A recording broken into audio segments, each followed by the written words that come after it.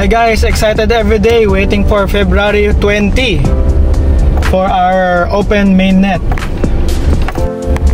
Pi Network core team really prepared ahead of time. Have you heard about the KYB? We have KYC, but we also have KYB.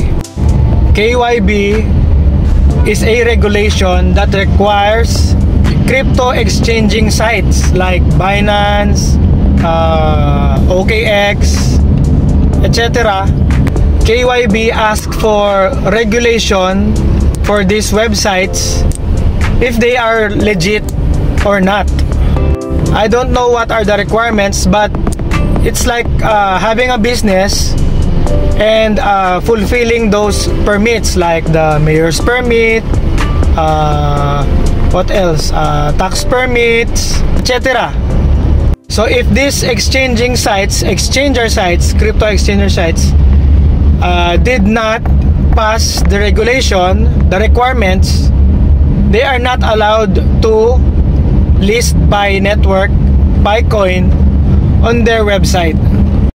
All I can say is Pi Network team are really years ahead of all of us, solving problems that has never been solved before in the crypto space.